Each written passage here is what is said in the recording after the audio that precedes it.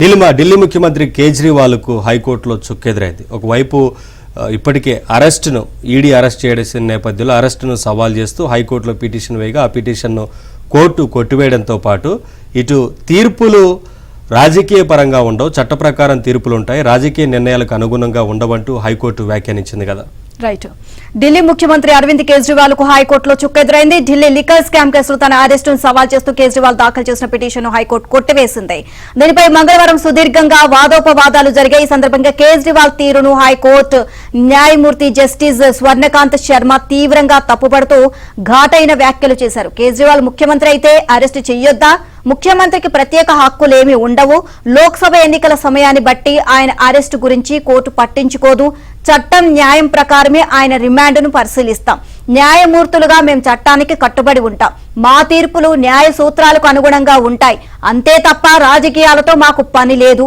మా తీర్పులు రాజకీయ అవసరాలకు తగ్గట్లుగా ఉండవు అని ఆమె వ్యాఖ్యానించారు. కింది కోర్టు కేజ్రీవాల్ ను జ్యుడిషియల్ రిమాండ్ కు పంపడం, ఆ తర్వాత ఈడీ కస్టడీకి ఇవ్వడం, తిరిగి జైలుకు తరలించడం, అందుకు సంబంధించిన ఆదేశాలు సరైనవేనని ఆమె స్పష్టం చేశారు.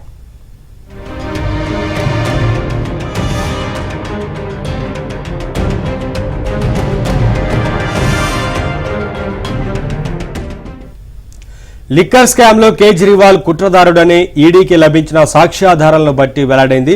ఈ కుంభకోణంలో లభించిన మొత్తంను ఉపయోగించడం, దాచడం ద్వారా కేజ్రీవాల్ తన నేరాన్ని కప్పిపుచ్చుకునే ప్రయత్నం చేశారు. ఢిల్లీ లిక్కర్ పాలసీని కేజ్రీవాల్ రూపొందించారు. ముడుపులు డిమాండ్ చేయడంలో ఆయన కీలక పాత్ర పోషించారని ఆమె గుర్తు చేశారు.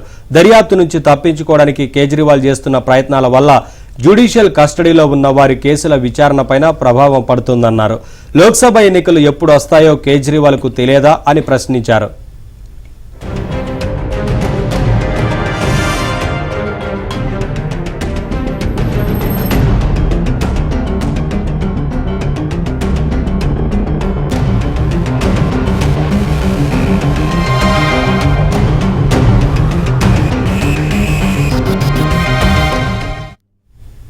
ఈ కేసులో అప్రూవర్లు బీజేపీకి ఎన్నికల బాండ్లు సమర్పించడం, ఒకరికి టికెట్ దక్కడాన్ని కేజ్రీవాల్ తన పిటిషన్లో ప్రస్తావించారు.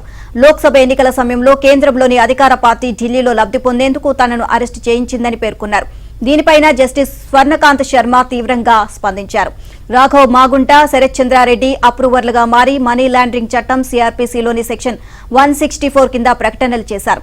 అప్రూవర్లకు సంబంధించిన చట్టం 100 ఏళ్ల నాటిది. కేవలం కేజ్రీవాల్ ను ఇరికించేందుకు చేసిన చట్టం కాదు. అప్రూవర్ల ప్రకటనలను అనుమానించడం అంటే న్యాయస్థానం న్యాయమూర్తిపై అనుమానాలు వ్యక్తం చేసినట్లే. ఎన్నికల బాండ్లు ఎవరు కొన్నారు, ఎవరికి టికెట్ లభించింది అన్నదానితో మాకు ప్రమేయం లేదు. చట్టం న్యాయ సూత్రాల మేరకే మేము పనిచేస్తాం. రాజకీయాలతో మాకు సంబంధం లేదు. దర్యాప్తు ఎలా జరగాలి అనే దాన్ని నిర్ణయించాల్సింది నిందితుడు కాదు. ఆయన సౌకర్యాలకు అనుగుణంగా దర్యాప్తు జరగదు. అప్రూవర్లపై అపనమ్మకం ఉంటే క్రాస్ ఎగ్జామినేషన్ చేసుకోవచ్చు. ఈ కేసు కేజ్రీవాల్ కు కేంద్రానికి మధ్య కాదు, కేజ్రీవాల్ కు ఈడీకి మధ్య సాగుతోంది అని ఆమె స్పష్టం చేశారు.